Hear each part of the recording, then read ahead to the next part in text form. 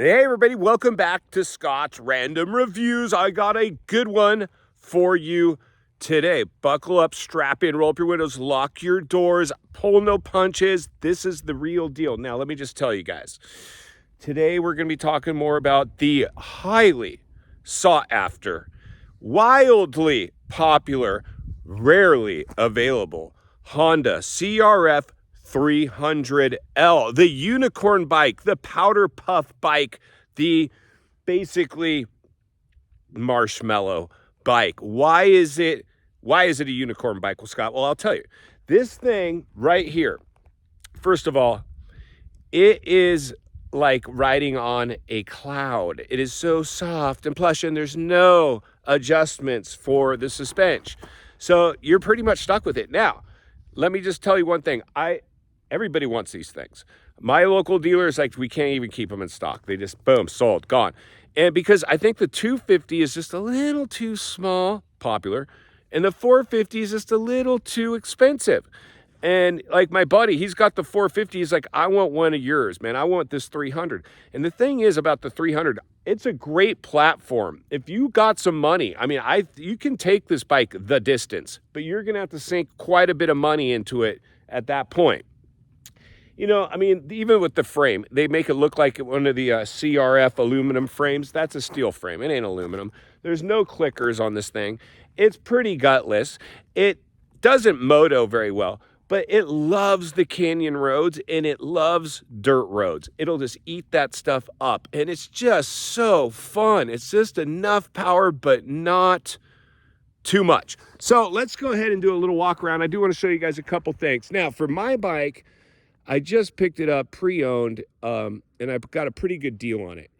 And it had that Cherubi's skid plate already on it, black. Now, I put those black frame guards on it, and it's already got a lot of black pieces, of course. This little reservoir cover is black. These pieces black. You know, I was thinking red might look cool. Maybe I should do red, which it probably would have looked cool. Maybe even blue to tie in with some of the blue graphics. You know, again, more plastic here. Plastic. So for me, I'm like, why not just go ahead and give it black?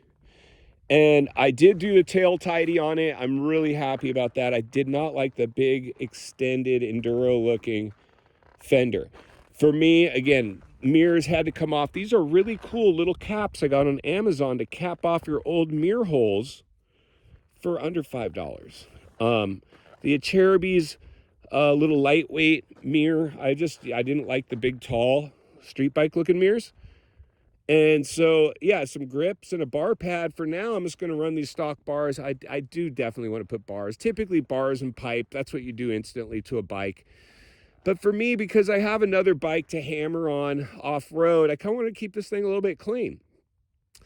And I know, like, the rim tape, I think, just kind of gives the black wheel kind of a cool look. And what else? What else was I going to say about this thing? Yeah, I think I might do, I know one of the things that's said about this bike is the chain sucks. A Gold Series, like, nice chain would be awesome. But you know, other than that, that's about it. Now, the one thing for me, and I don't know about you guys, I ride a lot of motocross, but this thing's been more on the street. So I have a street bike helmet, a couple of motocross helmets. With the motocross helmets, you got to wear the goggles. And I love this little thing because it turns into an open face. And it's kind of got more of an enduro type of touring vibe to it. So you just slam on some moto stickers and dress her up a little bit. And I'm kind of digging that thing right now. And so I think these pop face, the face that opens up, I don't know what they're called, pop-up face, whatever, they are pretty dang good. But look where we're at, too. Like, this is Southern California, killer day, Pacific Ocean right there, the Channel Islands.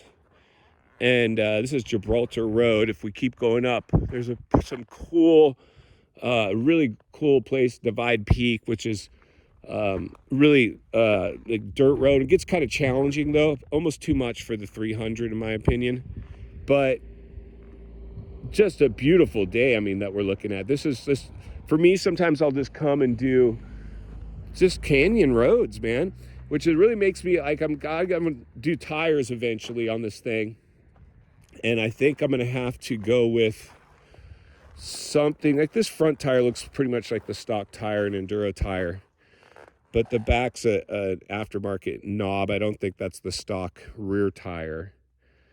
I need to get into figure out which type of tire, like a 50/50 tire, that's gonna do okay in the dirt and okay in the street. But just a good putter bike, like to putt around,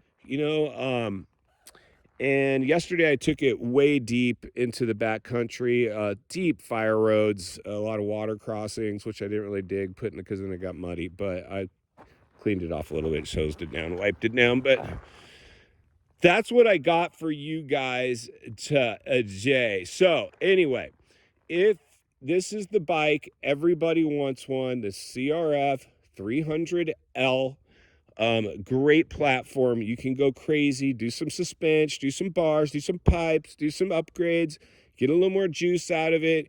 You're probably going to be pretty happy with this thing. I just don't know if it really is going to ever be like competing with like an Agile 450 with the aluminum frame, but it's really good as a super motard, street wheels on it. I mean, that would be cool. I'm really kind of seeing some of those. They look so cool. I'm tempted to do that. But anyway, we'll keep you posted. If you appreciate the content, please give the video a like, subscribe to the channel, leave a comment below. I'd love to hear from you, and we will see you on the next video.